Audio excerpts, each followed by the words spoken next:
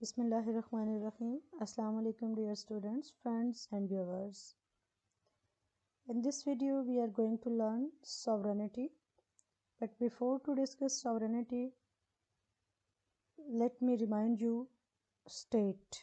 In our previous video we discussed state and we studied that there are four essential elements of a state. One is population, second is territory, third is government, and fourth is sovereignty. So, sovereignty is an integral and essential element of state. State के पास sovereignty होने की वजह से, इस element की वजह से state stands superior to all other human associations. As you all know that state is a human association. अभी हमने डिस्कस किया कि जो फर्स्ट एलिमेंट है एक स्टेट का that is population. So state is a human association, it is a man made association. ये human association sovereignty की वजह से जो rest of the human associations हैं उनसे सुपीरियर पोजीशन रखती है. कैसे सुपीरियर पोजीशन रखती है? क्योंकि ये सिर्फ स्टेट है जिसके पास सॉवरेनिटी है. Sovereignty means supreme power, supreme authority. No one is above state in international order. International system में स्टेट ही सबसे सुपीरियर पॉलिटिकल एंटिटी है. स्टेट के बिहेवियर को, स्टेट के कंडक्ट को रेगुलेट करने वाली कोई अथॉरिटी मौजूद नहीं है. दैट्स वाई ये कहा जाता है कि इंटरनेशनल जो ऑर्डर है दैट इज़ एनार्किक. अगर आप रियलिस्ट्स और न्यो रियलिस्ट्स अप्रोच को देखें, इवन अगर आप न्यो लिबरलिस्ट्स को देखें, तो they all believe that there is anarchy in the international order. और जब वो ये बात करते हैं तो what is meant by that term कि इंटरनेशनल लेवल पे कोई रूल नहीं है, कोई सेंट्रल गवर्नमेंट नहीं है जो स्टेट के बिहेवियर को और स्टेट के कंडक्ट को रेगुलेट करे. इट मीन्स कि स्टेट जो है वो इंटरनेशनल ऑर्डर में सबसे टॉप रैंक, सबसे सुपीरियर पॉलिटिकल एंटिटी है. स्टेट को ये सुपीरियरिटी कैसे हासिल हुई, स्टेट को ये सुपीरियर पोजीशन कैसे हासिल हुई? Due to having this element sovereignty. अब हम चलते हैं कि सॉवरेनिटी का जो टर्म है इसको पॉलिटिकल डिस्कशंस में किसने इंट्रोड्यूस करवाया? क्योंकि अगरचे आप देखें since the dawn of civilisation, आप अगर ग्रीक सिटी स्टेट से स्टार्ट करते हैं तो सॉवरेनिटी की जो अंडरस्टैंडिंग है, सुपीरियर पावर की अंडरस्टैंडिंग, सुप्रीम अथॉरिटी की अंडरस्टैंडिंग, ये आपको डिफरेंट राइटिंग्स में, डिफरेंट राइटर्स की थीम्स में किसी न किसी फॉर्म में, किसी न किसी शक्ल में नज़र आएगी. लेकिन फॉर्मली इसको इंट्रोड्यूस करवाया जीन बॉर्डिन ने, who was a French political philosopher of 16th century. Jean Bodin sovereignty को इस तरह से डिफाइन करता है कि it is a supreme power over citizens unrestricted by law. ये ऐसी सुप्रीम पावर है जिसके ऊपर कोई लॉ नहीं है. इस सुप्रीम पावर को के ऊपर कोई रेस्ट्रिक्शन नहीं है, कोई पाबंदी नहीं है. अगर हम गार्नर को देखें तो Garner says that it is that characteristic of state by virtue of which no other institution can thrust limitation. इस स्टेट के इस एलिमेंट के होने की वजह से, इस कैरेक्टरिस्टिक के होने की वजह से कोई दूसरा इदारा स्टेट के ऊपर किसी तरह की कोई पाबंदी, कोई लिमिटेशन नहीं लगा सकता. और स्टेट अपनी मर्जी में अपनी विल को इम्प्लीमेंट करने में कम्प्लीटली फ्री है, कम्प्लीटली इंडिपेंडेंट है. स्टेट का जो स्फीयर अफेक्शन है, जो उसका एक्टिविटी लेवल है, जो उसका जुरिस्डिक्शन ऑफ एक्टिविटी है, उसको दूसरी स्टेट ना तो मिनिमाइज कर सकती है, ना ही उसको लिमिटाइज कर सकती है. क्यों? क्योंकि state is an sovereign political entity. State एक सावरन पॉलिटिकल एंटिटी है in all its external matters as well as in its internal matters. हमने स्टेट टर्म को अंडरस्टैंड किया, उसके डेरिवेशन को देखा. अब हम चलते हैं कि जो तीन सोशल कॉन्ट्रैक्ट थिंकर्स हैं, Thomas Hobbes, John Locke and John Jacques Rousseau, वो क्या कहते हैं about the concept of sovereignty. अगर हम थॉमस हॉब्स की बात करते हैं तो he was an English philosopher of 16th century. Thomas Hobbes ने एब्सोल्यूट सॉवरेनिटी का कॉन्सेप्ट दिया और इस एब्सोल्यूट सॉवरेनिटी को, इस अनलिमिटेड अथॉरिटी को, इस सुप्रीम पावर को उसने एसोसिएट कर दिया विद द रूलर। यानी उसके मुताबिक जो किंग है, जो रूलर है, he must be absolute sovereign, और वो अपनी पावर किसी के साथ शेयर नहीं करेगा। जैसे कि अगर आपको याद हो तो थॉमस हाब्स की डेफिनेशन ये भी है कि the will of the sovereign is the law, कि सावरन जो मुक्तदर आला है वो जो कुछ कहेगा वही लॉ होगा, यानी उसकी बात कानून का, हुक्म का दर्जा रखती है और कोई उसको निगेट नहीं कर सकता। इट मीन्स कि जो थॉमस हाब्स है वो एक एब्सोल्यूट मोनार्की को सपोर्ट करता है, वो एक ऐसे मोनार्क को, एक ऐसे किंगशिप सिस्टम को सपोर्ट करता है जिसमें किंग के पास एब्सोल्यूट पावर्स होती हैं, जिसमें किंग के पास कंप्लीट पावर्स होती हैं। अगर हम जॉन लॉक को देखें जो कि 17th सेंचुरी का इंग्लिश फिलोसफर है, he was also from England, तो वो कॉन्स्टिट्यूशनल सुपरमेसी की बात करता है। अब जो हॉब्स है और लॉक है, दोनों का जो कॉन्सेप्ट ऑफ सॉवरेनिटी है ये एक दूसरे से डिफरेंट है, क्योंकि हॉब्स जो है वो complete sovereignty of a ruler की बात करता है, वो एक कॉन्स्टिट्यूशन, वो एक एब्सोल्यूट मोनार्की की बात करता है, जबकि जो लॉक है वो कॉन्स्टिट्यूशन को सुपीरियर पोजीशन दे रहा है और वो कह रहा है कि जो पार्लियामेंट है, जो लोगों की रिप्रेजेंटेटिव बॉडी है, वो सॉवरन है, ना कि जो किंग है वो सॉवरन है। इट मीन्स कि जो थॉमस हाब्स का कॉन्सेप्ट है सॉवरेनिटी का, वो उसके नज़दीक जो रिपोजिटरी ऑफ सॉवरेनिटी है that is only one person, and who is that person, that is the king, that is the ruler. लेकिन जॉन लॉक के नज़दीक जो सॉवरन इंस्टीट्यूशन है, he is not the ruler, he is not the king, rather he is the elected representative body that is known as parliament।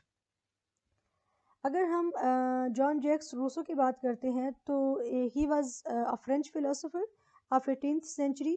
Rousseau का जो concept है, अगर हम उसको इन टर्म्स ऑफ टोटलिटी देखें तो वो बिल्कुल हॉब्स की तरह है, वो भी एब्सोल्यूट सॉवरेनिटी की बात करता है, लेकिन जो रिपोजिटरी है वो थॉमस हॉब्स की और रूसो की डिफरेंट है, क्योंकि रूसो के नज़दीक जो पब्लिक है, जो जनरल मैसेज हैं, they are the ultimate source of sovereignty, not the ruler, not the king, rather the public, the general masses, they have this supreme power कि वो जिसको चाहें वो अपने ऊपर रूलर अपॉइंट करें, और अगर वो उसकी परफॉर्मेंस से, उसकी पॉलिसी से सेटिस्फाई नहीं है तो दे हैव द राइट कि वो उसको ओवरथ्रो कर दें, और वो नेक्स्ट जिसको वो सूटेबल कैंडिडेट कंसिडर करते हैं वो उसको अपने बिहाफ पे अपने लिए रूलर अपॉइंट कर सकते हैं।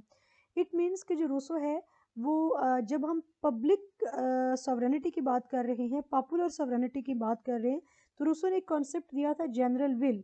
General will concept is very much important, इसको आपने बहुत क्लियरली और बहुत ही अटेंटिवली अंडरस्टैंड करना है, क्योंकि general will doesn't mean majority will. Majority will का जो कॉन्सेप्ट है वो पार्लियामेंट्री सॉवरेनिटी और रिप्रेजेंटेटिव डेमोक्रेसी को रिफ्लेक्ट करता है, लेकिन जो जनरल विल का कॉन्सेप्ट है वो डायरेक्ट डेमोक्रेसी को रिफ्लेक्ट करता है, क्योंकि जनरल विल में रूसो ये कहता है कि एक शख्स की जो विल है उसको दूसरा शख्स रिप्रेजेंट नहीं कर सकता, तो हमारे जो रिप्रेजेंटेटिव हैं वो कैसे हमारे बिहाफ पे पार्लियामेंट के अंदर जाके पॉलिसीज बना सकते हैं, because they are not our true representatives. इसलिए वी कैन इन्फर दैट कि जो रूसो था he was in the favour of direct democracy and direct sovereignty. Currently due to large population, इस वक्त अगर आप देखें तो आपके पास सामने ऐसे कंट्रीज़ भी आएंगे जिनकी पॉपुलेशन आपको बिलियंस में नज़र आएगी, तो ऐसी सिचुएशन में डायरेक्ट डेमोक्रेसी को इसकी ट्रू सेंस में, इसकी एक्चुअल फॉर्म में प्रैक्टिस करना is not a possible phenomena. Greek city states के पैटर्न पे इस वक्त डायरेक्ट डेमोक्रेसी को प्रैक्टिस नहीं किया जा सकता, लेकिन स्विट्ज़रलैंड के अंदर आज भी इन सम फॉर्म जो डायरेक्ट डेमोक्रेसी है उसको यूज़ किया जाता है by employing different tools like initiative and referendum.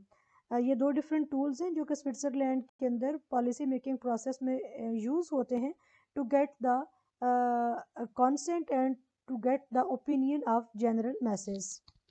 So that was all about the social contract thinkers view about sovereignty.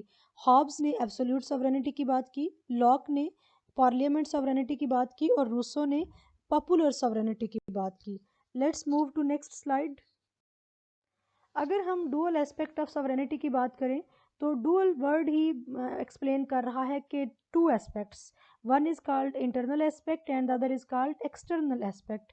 Internal aspect means state is sovereign and independent in all it's internal matters.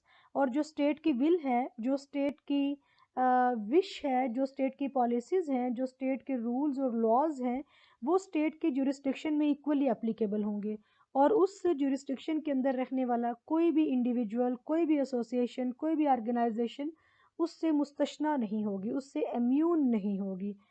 अगर हम external sovereignty की बात करें तो it means कि state अपने external matters में completely free है. स्टेट जिस मर्जी सॉवरन स्टेट के साथ, किसी और पॉलिटिकल एंटिटी के साथ, किसी ऑर्गेनाइजेशन के साथ कोई इकनॉमिक ट्रीटी साइन करना चाहती है, डिप्लोमेटिक रिलेशंस एस्टेब्लिश करना चाहती है, किसी स्टेट के अगेंस्ट अग्रेसिव मेजर्स लेना चाहती है, तो state can. Why? Because state is a sovereign institution, state is a sovereign body. It means कि स्टेट अपनी मर्जी करने में आज़ाद है, उसे किसी की मदाखलत की, किसी की हदायत की ज़रूरत नहीं है. हुगो ग्रोशियस, जिसको फादर ऑफ इंटरनेशनल लॉ भी कहा जाता है, ये क्रेडिट हुगो ग्रोशियस का है कि उसने एक्सटर्नल एस्पेक्ट ऑफ सॉवरेनिटी को पर्टिकुलरली और बहुत ही क्लियरली एक्सप्लेन किया. He defines that supreme political power held by a person whose actions are free of all restraints and whose will cannot be ignored. यानी जो उसकी मर्जी है, मर्जी मीन्स जो उसके लॉज हैं उनको इग्नोर नहीं किया जा सकता. क्यों? क्योंकि वो सॉवरन है, और अगर आप उसके लॉज को इग्नोर करेंगे तो उसके पास अथॉरिटी है, वो आपको पनिश कर सकता है फॉर दीज वायलेशंस. अगर जैसे पहले मैंने आपको एक्सप्लेन कर दिया एक्सटर्नल एस्पेक्ट ऑफ सॉवरेनिटी कि state is free to chalk out its foreign policy that suits best to its national goals. कि स्टेट अपने कौमी मफाद को हासिल करने के लिए, अपने नेशनल इंटरेस्ट्स को परसू करने के लिए जो फॉरेन पॉलिसी उसको बेस्ट लगती है, वो उस फॉरेन पॉलिसी को फार्मूलेट कर सकती है. स्टेट को किसी से किसी तरह की कोई इंस्ट्रक्शंस लेने की इजाज़त ज़रूरत नहीं होती. अगरचे अगर हम रिसेंट पीरियड के अंदर देखें तो ये जो कंप्लीट कॉन्सेप्ट ऑफ सॉवरेनिटी है इसको प्रैक्टिस नहीं किया जा सकता, क्योंकि states can not survive in isolation. States को इंटरनेशनल वर्ल्ड आर्डर के जो नॉर्म्स हैं, जो ट्रेडिशंस हैं, उन्हें फॉलो करना पड़ता है. और जो प्रैक्टिसेस हैं, अगर स्टेट्स उनके अगेंस्ट जाती हैं तो जो इंटरनेशनल फोरम्स हैं, जो इंटरनेशनल ऑर्गेनाइजेशंस हैं, वो उनके ऊपर उनको डिफरेंट तरीक़ों से पेनलाइज कर सकती हैं, उन पे इकनॉमिक सैंक्शंस इम्पोज कर सकती हैं. अब इस वक्त अगर आप पाकिस्तान को देखें तो पाकिस्तान की जो गवर्नमेंट है वो जो इंटरनेशनल मॉनेटरी फ़ंड है, IMF है, उसकी बहुत सारी इंस्ट्रक्शंस को मान रही है. FATF ने जो ऑब्जेक्शंस लगाए थे, उन ऑब्जेक्शंस को रिमूव करने का पाकिस्तानी गवर्नमेंट काम कर रही है. क्यों? एक तरफ तो हम ये कह रहे हैं कि स्टेट कम्प्लीटली इंडिपेंडेंट है, सॉवरन है, दूसरी तरफ हम ये कह रहे हैं कि वो एक इंटरनेशनल फोरम की इंस्ट्रक्शंस के मुताबिक काम कर रही है. तो जैसे मैंने आपको पहले बताया कि स्टेट्स अपनी सारी जो नीड्स हैं वो खुद पूरी नहीं कर सकती, और जब वो अपनी सारी नीड्स को, अपने सिटीजन्स की सारी नीड्स को खुद पूरी नहीं कर सकती तो या उनकी वीक इकोनॉमीज़ होती हैं, उनके पास इतने रिसोर्सेज नहीं होते, तो उन्हें उन डेफिशिएंसीज़ को, उन डेफिसिट्स को और उन नीड्स को पूरा करने के लिए वो इंटरनेशनल फोरम से जो लोन है वो लेती हैं. और जब आप किसी से लोन लेते हैं तो फिर उस लोन लेते हुए जो उसकी टर्म्स एंड कंडीशंस हैं वो आपको फॉलो करनी पड़ती हैं. अगर हम काइंड्स ऑफ सॉवरेनिटी की बात करें तो one is titular versus actual sovereignty, second is legal and political sovereignty, third is de facto and de jure sovereignty, and the last one is popular sovereignty, जिस पर ऑलरेडी हम बात कर चुके हैं कि this concept is associated with French political philosopher of 18th century Rousseau. लेकिन हम वन बाय वन इनको अंडरस्टैंड करने की कोशिश करते हैं कि what is the difference between titular and actual sovereignty. Titular जो टर्म है ये बजाते खुद एक्सप्लेन कर रही है इस टाइप ऑफ सॉवरेनिटी को.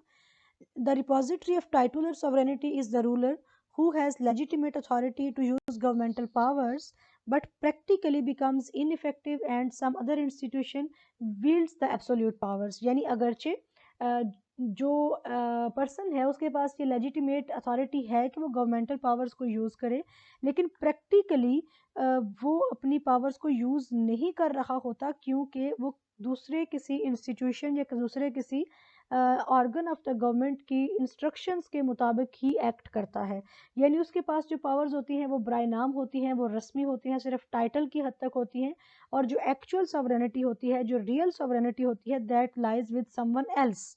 अगर आप यूके की एग्जांपल लेते हैं तो यूके के अंदर जो एक्चुअल सॉवरेनिटी है that lies with UK parliament, और अगर हम टाइटुलर सॉवरेनिटी की बात करते हैं तो वो यूके क्वीन के पास है, क्योंकि जितनी भी लेजिस्लेशन है वो सारी की सारी फाइनली उसकी जो उसकी अप्रूवल है वो क्वीन से मिलनी है, लेकिन क्वीन उसके ऊपर सिर्फ आप ये कह सकते हैं कि वो एक रबर स्टैम्प का काम करती है, अदरवाइज उसकी ओपिनियन या उसकी जो विश है या उसकी जो विल है दैट डजेंट मैटर। इसी तरह से अगर आप इंडिया और पाकिस्तान को देखते हैं तो जो एक्चुअल सॉवरेनिटी है वो प्राइम मिनिस्टर एक्सरसाइज करता है, जबकि जो प्रेसिडेंट है वो प्राइम मिनिस्टर की एडवाइस के ऊपर ही एक्ट करता है। तो this is the difference between titular and actual sovereignty. नाम से ही आपने याद रखना है कि titular sovereignty is a sovereignty that is yields by someone by a person who has legitimate authority to use the governmental powers, but actually this person is not able to exercise actual authority, actual sovereignty, बल्कि जो actual sovereignty और actual authority है that is exercising by any other institution or by any other person. Next is legal versus political sovereignty. It is some little bit confusing. बहुत सारे लोग इसमें confuse होते हैं, इसको अंडरस्टैंड नहीं करते और पॉलिटिकल और पॉपुलर सॉवरेनिटी को कंफ्यूज करते हैं, या फिर वो लीगल और जो रियल एक्चुअल और रियल सॉवरेनिटी है उसमें वो कंफ्यूज हो जाते हैं। तो इसको अभी हम अंडरस्टैंड करने की कोशिश करते हैं कि एक्चुअली इन दोनों टर्म्स में डिफरेंस क्या है। लीगल का मतलब आपने याद रखना है कि उस तरीके से सॉवरेनिटी आई है जो कि एक कॉन्स्टिट्यूशन ने लीगली उसको उस आर्गन को लेजिटिमाइज कंसिडर किया हुआ है। Simply you can say that the repository of legal sovereignty is that legitimate organ whose authority has been constitutionally recognised, यानी गवर्नमेंट के एक ऐसे ब्रांच, एक ऐसे आर्गन के पास सॉवरेनिटी है जिसको सॉवरेनिटी आइन ने दी है, उसकी वो सॉवरेनिटी, उसकी वो पावर कॉन्स्टिट्यूशन के अंदर मेंशन्ड है, और ये जो सॉवरेनिटी है ये कॉन्स्टिट्यूशनल सॉवरेनिटी है क्योंकि that has been given by the constitution. अब हम चलते हैं पॉलिटिकल सॉवरेनिटी की तरफ। तो political sovereignty is the sovereignty that lies with electorate. Electorate का मतलब है वोटर, यानी ये जो इक़्तिदार आला है ये किसके पास है? वोटर के पास, इलेक्टोरेट के पास। और इसी पॉलिटिकल सॉवरेनिटी की वजह से जो इलेक्टोरेट है वो गवर्नमेंट को बनाती है, क्योंकि जब इलेक्शन होते हैं तो जो पॉलिटिकल पार्टी मेजॉरिटी सीट्स हासिल कर लेती है by the vote of public वो गवर्नमेंट बनाती है। इट मीन्स कि आप ये कह सकते हैं कि जो पॉलिटिकल सॉवरेनिटी है, political sovereign is the framing body of legal sovereign, कि पॉलिटिकल सॉवरेनिटी लीगल सॉवरेनिटी को कॉन्स्टिट्यूट करती है, पॉलिटिकल सॉवरेनिटी लीगल सॉवरेनिटी को बनाती है, क्योंकि at the time of election जो पब्लिक है, जिनका नाम वोटर लिस्ट के अंदर मौजूद है और जो वोट दे रहे हैं, जो इलेक्टोरेट है, actually they are the repository of legal sovereignty. इसलिए जो पॉलिटिकल सॉवरेनिटी है वो एक फ्रेमिंग और एक मेकर है। किसकी मेकर है? लीगल सॉवरेनिटी की। लेकिन यहाँ पर ये अंडरस्टैंड करना बहुत ज़रूरी है कि अगर इन दोनों सॉवरेंस में कोई क्लैश आ जाए, कोई कॉन्फ्लिक्ट आ जाए, तो किसकी विल को प्रेफर किया जाएगा? तो लीगल सॉवरन की जो विल होगी उसे प्रेफर किया जाएगा, क्योंकि जो लीगल सॉवरन है वो अब एक कॉन्स्टिट्यूशनल बॉडी बन चुकी है, वो एक परमानेंट ऑर्गन बन चुका है फॉर स्पेसिफिक टाइम पीरियड। और अगरचे पॉलिटिकल जो सॉवरन है वो उस ऑर्गन को, उनके पास ये राइट है कि अगर वो उसकी परफॉर्मेंस से, वो उसकी पॉलिसी से सेटिस्फाई नहीं है, तो कॉन्स्टिट्यूशन ने उनको राइट दिया हुआ है कि वो उस पर्टिकुलर प्रोसीजर को फॉलो करते हुए वो उसे रिमूव भी कर सकते हैं। जैसे अगर आप पाकिस्तान में देखें तो वोट ऑफ नो कॉन्फिडेंस है। अब again vote of no confidence में आप देखेंगे कि जो पब्लिक रिप्रेजेंटेटिव हैं, जो पॉलिटिकल सॉवरेनिटी के पॉलिटिकल सॉवरन ने जिनको वोट के ज़रिए से अपना रिप्रेजेंटेटिव बना के असेंबलीज के अंदर भेजा है, वो उस राइट को यूज़ करते हुए अगर प्राइम मिनिस्टर के against vote of no confidence majority से पास कर देते हैं तो प्राइम मिनिस्टर की जो प्राइम मिनिस्टरशिप है वो ख़त्म हो जाएगी और जो न्यू प्राइम मिनिस्टर है वो चूज़ करना पड़ेगा, सॉरी वो इलेक्ट करना पड़ेगा बाय दैट लेजिस्लेचर असेंबली। लेकिन अगर हम देखें कि क्या जो पॉलिटिकल सॉवरन है उसे अब उस हुकूमत को 4 साल का या 5 साल का जितना टेन्योर है वो उसे बर्दाश्त करना पड़ेगा। तो अगर बहुत लार्ज स्केल लेवल पे लोग उनकी पॉलिसी से डिससेटिस्फाइड हैं तो स्ट्रीट एजिटेशन हो सकती है, लार्ज स्केल लेवल पे प्रोटेस्ट हो सकते हैं और उसके नतीजे में हुकूमत घर जा सकती है। अदरवाइज डेमोक्रेटिक स्टेट्स के अंदर जो इलेक्टेड गवर्नमेंट्स होती हैं वो अपना टेन्योर पूरा करती हैं। नेक्स्ट टाइप है डिफेक्टो एंड डिजोर सॉवरेनिटी। अगेन इसका भी जो नाम है वो सेल्फ एक्सप्लेनेटरी है। डिफेक्टो मीन्स के जो सॉवरेनिटी है वो आपने लीगल मीन्स के ज़रिए से हासिल नहीं की, जो अथॉरिटी है वो आपने इलीगल और एक्स्ट्रा कॉन्स्टिट्यूशनल मीन्स के ज़रिए से हासिल की है। और डिजोरी सॉवरेनिटी वो सॉवरेनिटी है जिसको आपने लीगल मीन्स के ज़रिए से हासिल किया है। लीगल मीन्स क्या हैं? हुकूमत हासिल करने के, पॉलिटिकल पावर एज्यूम करने के, इलेक्शन।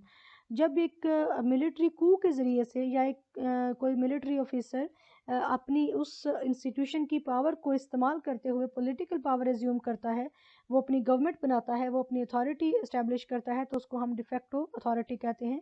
ग्रेजुअली जो डिफेक्टो सॉवरेनिटी है वो डिजोरे सॉवरेनिटी में ट्रांसफॉर्म हो जाती है कि वो जो डिफेक्टो सॉवरन है अगर वो बाद में लेजिटिमेट मीन्स यूज़ करके इलेक्शन के ज़रिए से उस अथॉरिटी को ओन कर लेता है तो de facto sovereignty can be transformed into de jure sovereignty. Last one is popular sovereignty. As I told you earlier कि Rousseau is the founder of this term popular will। और popular will क्या है? General will. क्योंकि Rousseau के नज़दीक जो general will है वो विल ऑफ ऑल है और एक शख्स दूसरे शख्स का रिप्रेजेंटेटिव नहीं हो सकता। वो कहता है कि एक शख्स अपनी रिप्रेजेंटेशन खुद ही कर सकता है, दूसरा शख्स कभी भी उसका रिप्रेजेंटेटिव नहीं हो सकता।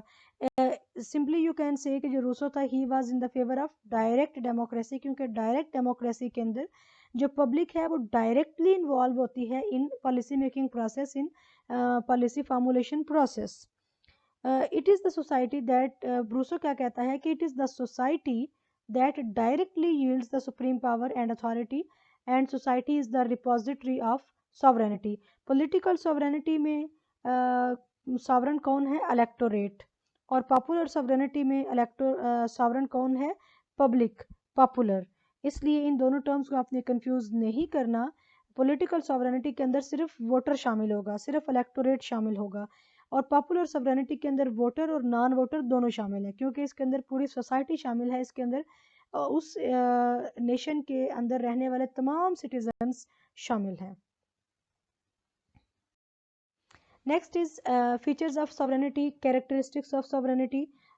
यानी जो एक सॉवरन होता है उसके फीचर्स क्या हैं, उसकी खसूसियात क्या है। नंबर 1 कि जो सॉवरेनिटी है, जो इक़्तिदार आला है, ये परमानेंट बेसिस पे होता है। ये नहीं कि कभी आप सॉवरन हैं और कभी आप सॉवरन नहीं हैं, क्योंकि स्टेट सॉवरन होती है और अगर स्टेट के पास सुप्रीम पावर नहीं है तो जिसके पास सुप्रीम पावर होगी वो सॉवरन स्टेट डिक्लेयर होगी और जो उसके अंडर चली जाएगी, जो उसकी सबऑर्डिनेट हो जाएगी, अब वो एक सॉवरन एंटिटी नहीं कहलाएगी।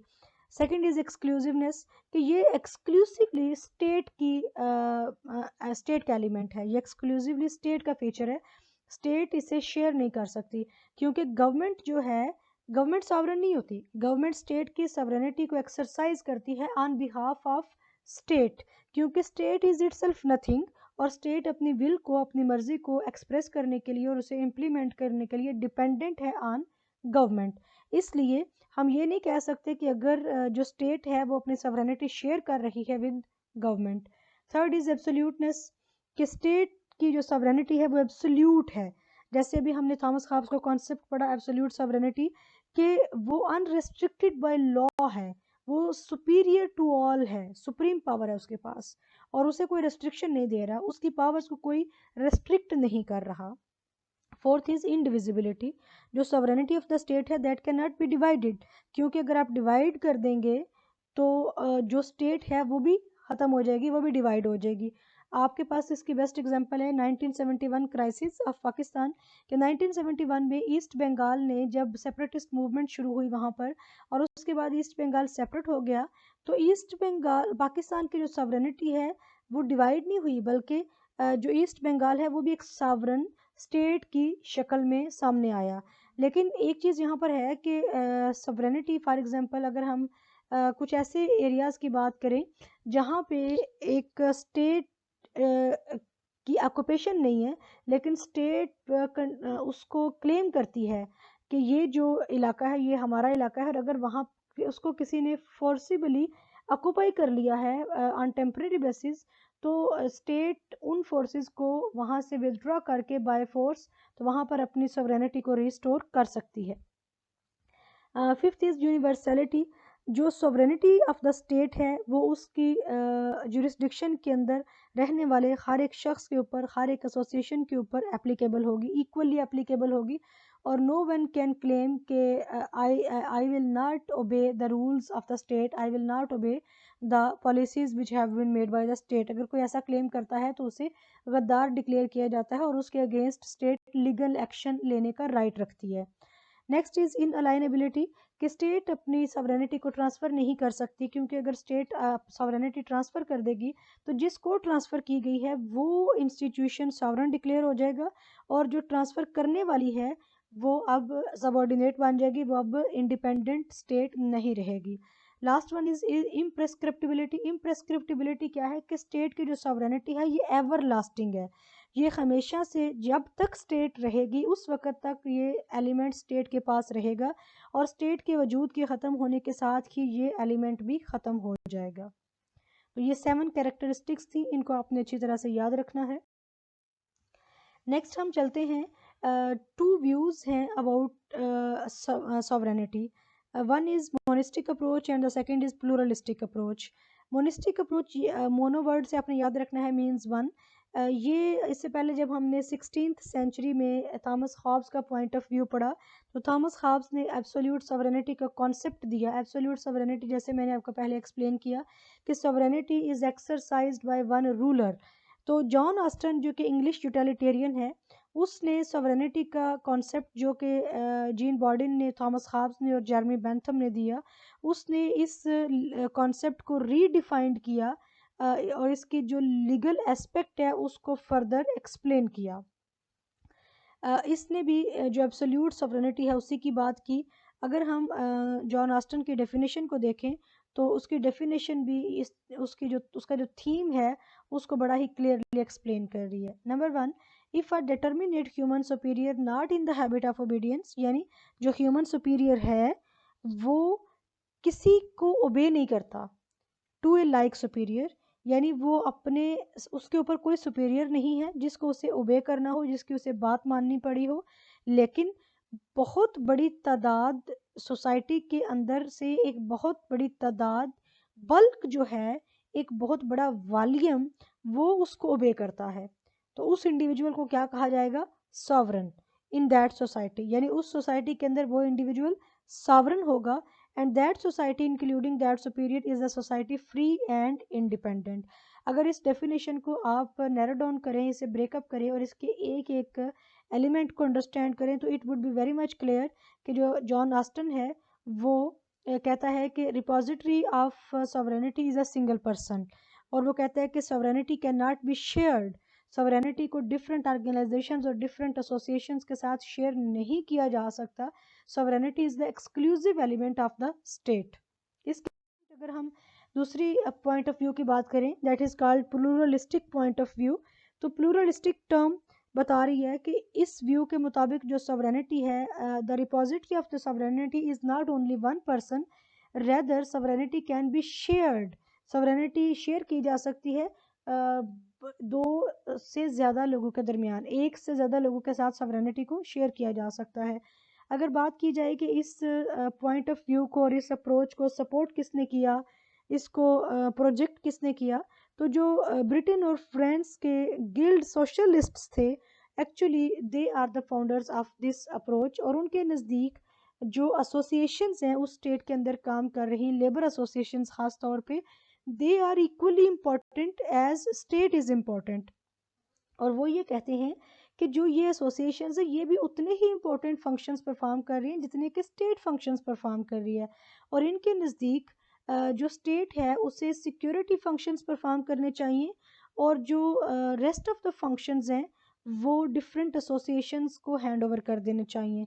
और एसोसिएशंस को इंटरनल इंडिपेंडेंस भी होनी चाहिए और एक्सटर्नल इंडिपेंडेंस भी होनी चाहिए, ताकि वो दूसरी स्टेट्स की एसोसिएशंस के साथ डायरेक्ट जो कॉन्ट्रैक्ट हैं वो साइन कर सकें, डायरेक्टली उनके साथ इंटरेक्ट कर सकें।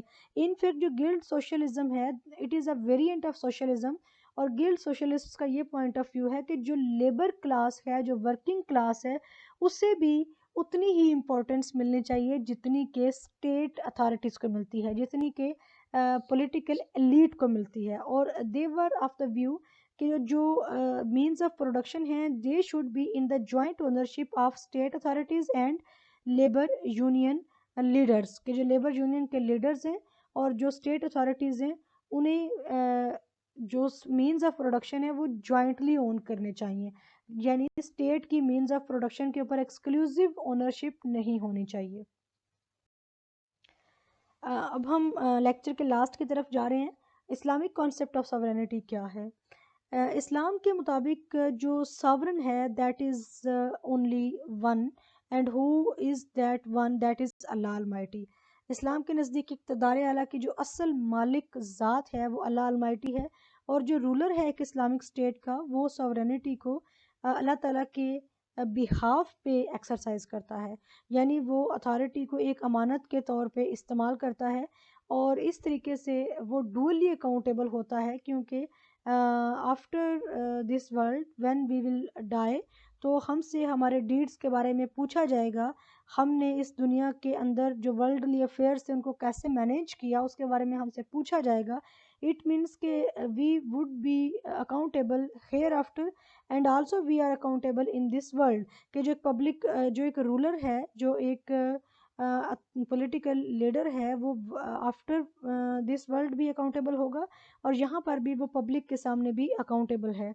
तो इस्लामिक कॉन्सेप्ट ऑफ सॉवरेनिटी के अंदर जो अकाउंटेबिलिटी का कॉन्सेप्ट है that is very much strong, और इट्स अ डुअल कॉन्सेप्ट। और सेकेंडली जो इस्लामिक कॉन्सेप्ट ऑफ सॉवरेनिटी है वो एक इंसान को, एक ह्यूमन को अनलिमिटेड पावर्स नहीं देता, बल्कि वो कहता है कि जो सॉवरेनिटी है वो actually that is the feature of Allah Almighty. और जो इस्लामिक स्टेट का रूलर है वो उस सॉवरेनिटी को while living in the jurisdiction that have been defined by Allah almighty, उनके अंदर रहते हुए ही वो इसको इस्तेमाल करेगा और वो अपनी उन हदूद से बाहर नहीं निकल सकता। अब हम डिस्कस करते हैं कि what is the difference between western view and Islamic view about sovereignty. अगर वेस्टर्न व्यू की बात की जाए तो हमने आस्टन की पॉइंट ऑफ व्यू को डिस्कस किया, जिसने मोनोइस्टिक पॉइंट दिया। और मोनोइस्टिक थ्योरी क्या है कि sovereignty lies with only one person, and who is that is the ruler of the state. लेकिन अगर हम प्लूरलिस्ट्स का पॉइंट ऑफ व्यू देखते हैं तो वो कहते हैं कि sovereignty should be shared with other human associations. अगर हम पॉलिटिकल सॉवरेनिटी को देखते हैं तो पॉलिटिकल सॉवरेनिटी के नज़दीक जो रिपोजिटरी ऑफ द सॉवरेनिटी है दैट इज़ इलेक्टोरेट। अगर आप पॉपुलर सॉवरेनिटी को देखते हैं तो पॉपुलर सॉवरेनिटी के नज़दीक जो रिपोजिटरी ऑफ द स्टेट है दैट इज़ पब्लिक। तो वेस्टर्न जो पॉइंट ऑफ व्यू है that is a little bit ambiguous concept, क्योंकि हर एक जो पॉलिटिकल फिलोसोफर है उसका पॉइंट ऑफ व्यू दूसरे पॉलिटिकल फिलोसोफर के पॉइंट ऑफ व्यू से डिफरेंट है, और उनके व्यूज़ के अंदर एक कॉन्ट्राडिक्शन मौजूद है। और अगरचे पॉलिटिकल सॉवरेनिटी का जो कॉन्सेप्ट है वो ये कहता है कि जो सोसाइटी है वही सब कुछ है, यानी जो पब्लिक है वही सब कुछ है, और एक्चुअल जो असल अथॉरिटी की मालिक है वो पब्लिक है। लेकिन अगर आप प्रैक्टिकली देखें तो इनइक्वालिटीज़ एवरीवेयर। जबकि अगर आप इसके डिफरेंट फीचर्स को जो हमने डिस्कस किए लाइक एब्सोल्यूटिज्म, एक्सक्लूसिवनेस, इम्प्रेस्क्रिप्टिबिलिटी, तो ये सारी चीज़, इन सारे फीचर्स को भी अगर आप डीपली अंडरस्टैंड करते हैं तो आपको समझ आएगी कि अगर सॉवरेनिटी इंडिविजिबल है तो फिर सॉवरेनिटी की डिफरेंट काइंड्स कैसे हो सकती हैं। और अगर सॉवरेनिटी इंडिविजिबल है तो पॉलिटिकल सॉवरेनिटी क्या है, लीगल सॉवरेनिटी क्या है, टाइटुलर सॉवरेनिटी क्या है। तो these all are the concepts which have been expounded and which have been introduced by the Western political philosophers, but actually their concepts are little bit confused. लेकिन अगर आप Islamic concept of sovereignty को देखते हैं तो इस्लाम में जो sovereignty है that only lies with Allah Almighty, और जो humans हैं, जो rulers of an Islamic state हैं, वो इस sovereignty को एक सेक्रेड ड्यूटी के तौर पर यूज़ करते हैं, और वो सर्टन jurisdictions के अंदर रहते हुए जो स्टेट फंक्शंस हैं, जो स्टेट मैटर्स हैं, उनको वो मैनेज करेंगे. That was all about sovereignty. Let's summarize this whole chapter. Firstly, we discussed sovereignty, and I told you that sovereignty is an essential element of the state. It is the supreme power of the state, by virtue of which state stands superior to all other human associations. And then we discussed the definitions of various writers, like we discussed the definition of Gardner, we discussed the definition of Jean Bodin, and then we studied the point of view of three social contract thinkers. Thomas Hobbes gives absolute sovereignty, the concept of absolute sovereignty. John Locke gave the concept of parliamentary sovereignty, and Rousseau gave the concept of popular sovereignty.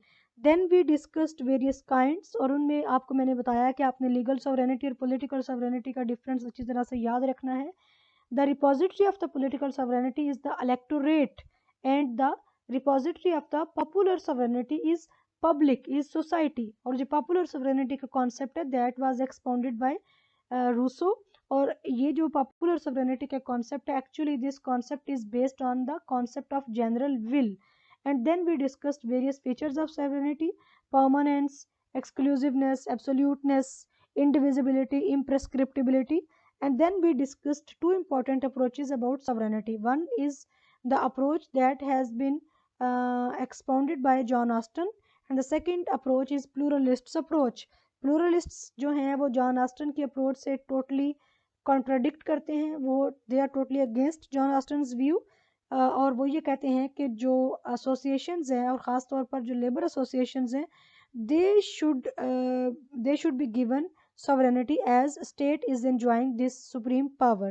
And then we discussed the Islamic concept of sovereignty, and according to this concept, sovereignty rests with Allah Almighty, and the ruler of an Islamic state enjoys this authority and uses and practices this authority while living within the limits which have been prescribed by the Sharia law. That was all about today's lecture. I hope कि आप लोगों को समझ आया होगा. अगर किसी चीज़ की समझ नहीं आती है तो प्लीज़ कमेंट सेक्शन में कमेंट कीजिए. I will definitely answer your questions. और जो हमारा प्रीवियस लेक्चर था स्टेट का, उसका लिंक भी आपको डिस्क्रिप्शन बॉक्स में मिल जाएगा. Thank you so much for watching. Please give your feedback. I would be waiting for your kind words and for your feedback. Take care. अल्लाह हाफिज़.